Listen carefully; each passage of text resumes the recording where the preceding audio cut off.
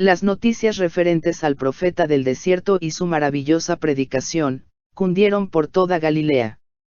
El mensaje alcanzó a los campesinos de las aldeas montañesas más remotas, y a los pescadores que vivían a orillas del mar, y en sus corazones sencillos y fervientes halló la más sincera respuesta. En Nazaret repercutió en la carpintería que había sido de José, y uno reconoció el llamamiento. Había llegado su tiempo.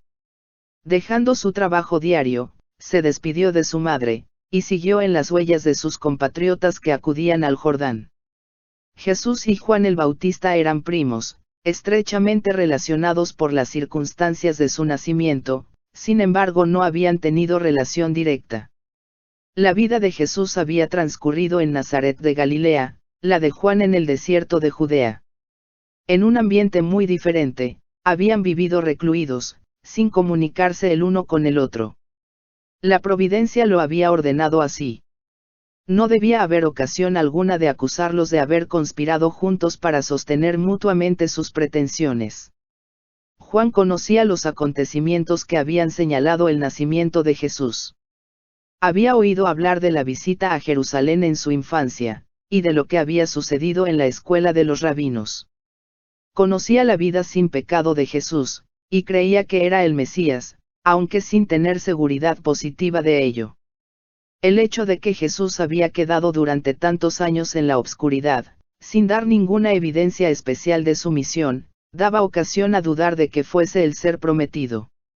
Sin embargo, el Bautista esperaba con fe, sabiendo que al tiempo señalado por Dios todo quedaría aclarado.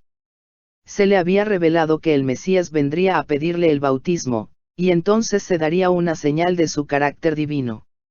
Así podría presentarlo al pueblo.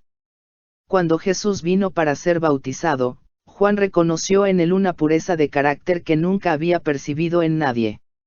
La misma atmósfera de su presencia era santa e inspiraba reverencia. Entre las multitudes que le habían rodeado en el Jordán, Juan había oído sombríos relatos de crímenes, y conocido almas agobiadas por miríadas de pecados. Nunca había estado en contacto con un ser humano que irradiase una influencia tan divina. Todo esto concordaba con lo que le había sido revelado acerca del Mesías. Sin embargo, vacilaba en hacer lo que le pedía Jesús. ¿Cómo podía él, pecador, bautizar al que era sin pecado? ¿Y por qué había de someterse el que no necesitaba arrepentimiento a un rito que era una confesión de culpabilidad que debía ser lavada? Cuando Jesús pidió el bautismo, Juan quiso negárselo, exclamando: «Yo he menester ser bautizado de ti, y tú vienes a mí». Con firme aunque suave autoridad, Jesús contestó: «Deja ahora, porque así nos conviene cumplir toda justicia». Y Juan, cediendo, condujo al Salvador al agua del Jordán y le sepultó en ella. Y Jesús, después que fue bautizado, subió luego del agua, y he aquí los cielos le fueron abiertos, y vio al Espíritu de Dios que descendía como paloma, y venía sobre él. Jesús no recibió el bautismo como confesión de culpabilidad propia. Se identificó con los pecadores, dando los pasos que debemos dar, y haciendo la obra que debemos hacer. Su vida de sufrimiento y paciente tolerancia después de su bautismo, fue también un ejemplo para nosotros. Después de salir del agua, Jesús se arrodilló en oración a orillas del río. Se estaba abriendo ante él una era nueva e importante. De una manera más amplia, estaba entrando en el conflicto de su vida. Aunque era el príncipe de paz, su venida iba a ser como el acto de desenvainar una espada. El reino que había venido a establecer, era lo opuesto de lo que los judíos deseaban. El que era el fundamento del ritual y de la economía de Israel iba a ser considerado como su enemigo y destructor. El que había proclamado la ley en el Sinaí iba a ser condenado como transgresor. El que había venido para quebrantar el poder de Satanás sería denunciado como Belcebú. Nadie en la tierra le había comprendido, y durante su ministerio debía continuar andando solo. Durante toda su vida, su madre y sus hermanos no comprendieron su misión. Ni aun sus discípulos le comprendieron. Había morado en la luz eterna, siendo uno con Dios, pero debía pasar en la soledad su vida terrenal. Como uno de nosotros, debía llevar la carga de nuestra culpabilidad y desgracia. El ser sin pecado debía sentir la vergüenza del pecado. El amante de la paz debía habitar con la disensión, la verdad debía morar con la mentira, la pureza con la vileza. Todo el pecado, la discordia y la contaminadora concupiscencia de la transgresión torturaban su espíritu. Debía hollar la senda y llevar la carga solo. Sobre aquel que había depuesto su gloria y aceptado la debilidad de la humanidad, debía descansar la redención del mundo. Él lo veía y sentía todo, pero su propósito permanecía firme. De su brazo dependía la salvación de la especie caída, y extendió su mano para asir la mano del amor omnipotente. La mirada del Salvador parece penetrar el cielo mientras vuelca los anhelos de su alma en oración. Bien sabe él cómo el pecado endureció los corazones de los hombres, y cuán difícil les será discernir su misión y aceptar el don de la salvación. Intercede ante el Padre a fin de obtener poder para vencer su incredulidad, para romper las ligaduras con que Satanás los encadenó, y para vencer en su favor al destructor. Pide el testimonio de que Dios acepta la humanidad en la persona de su Hijo. Nunca antes habían escuchado los ángeles semejante oración. Ellos anhelaban llevar a su amado comandante un mensaje de seguridad y consuelo. Pero no, el Padre mismo contestará la petición de su Hijo. Salen directamente del trono los rayos de su gloria. Los cielos se abren, y sobre la cabeza del Salvador desciende una forma de paloma de la luz más pura, emblema adecuado del manso y humilde. Entre la vasta muchedumbre que estaba congregada a orillas del Jordán, pocos, además de Juan, discernieron la visión celestial. Sin embargo, la solemnidad de la presencia divina embargó la asamblea. El pueblo se quedó mirando silenciosamente a Cristo. Su persona estaba bañada de la luz que rodea siempre el trono de Dios. Su rostro dirigido hacia arriba estaba glorificado como nunca antes habían visto ningún rostro humano. De los cielos abiertos, se oyó una voz que decía, «Este es mi Hijo amado, en el cual tengo contentamiento». Estas palabras de confirmación fueron dadas para inspirar fe a aquellos que presenciaban la escena, y fortalecer al Salvador para su misión.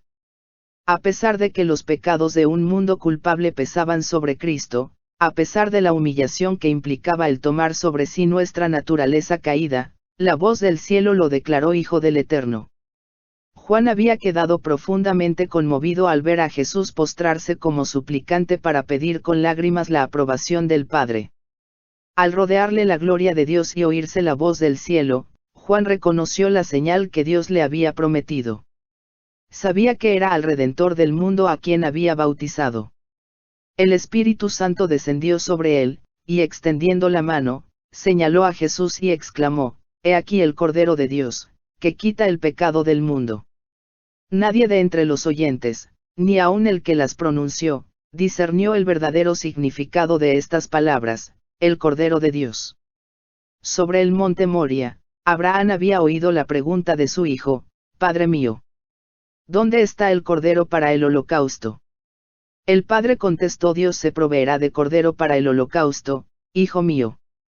Y en el carnero divinamente provisto en lugar de Isaac, Abraham vio un símbolo de aquel que había de morir por los pecados de los hombres. El Espíritu Santo, mediante Isaías, repitiendo la ilustración, profetizó del Salvador, como cordero fue llevado al matadero, Jehová cargó en él el pecado de todos nosotros, pero los hijos de Israel no habían comprendido la lección. Muchos de ellos consideraban los sacrificios de una manera muy semejante a la forma en que miraban sus sacrificios los paganos, como dones por cuyo medio podían propiciar a la divinidad.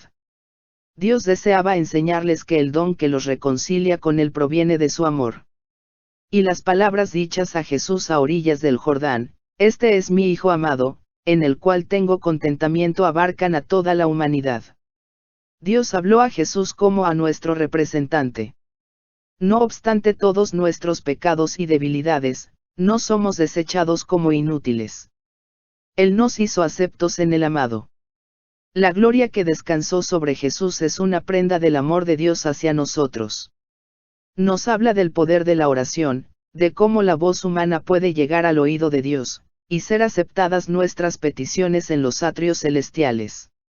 Por el pecado, la tierra quedó separada del cielo y enajenada de su comunión, pero Jesús la ha relacionado otra vez con la esfera de gloria. Su amor rodeó al hombre, y alcanzó el cielo más elevado. La luz que cayó por los portales abiertos sobre la cabeza de nuestro Salvador, caerá sobre nosotros mientras oremos para pedir ayuda con que resistir a la tentación. La voz que habló a Jesús dice a toda alma creyente: este es mi Hijo amado, en el cual tengo contentamiento. Amados, ahora somos hijos de Dios, y aún no se ha manifestado lo que hemos de ser, pero sabemos que cuando Él apareciere, seremos semejantes a Él, porque le veremos como Él es. Nuestro Redentor ha abierto el camino, de manera que el más pecaminoso, el más menesteroso, el más oprimido y despreciado, puede hallar acceso al Padre. Todos pueden tener un hogar en las mansiones que Jesús ha ido a preparar. Estas cosas dice el Santo, el verdadero, el que tiene la llave de David, el que abre y ninguno cierra, y cierra y ninguno abre. He aquí, he dado una puerta abierta delante de ti, la cual ninguno puede cerrar.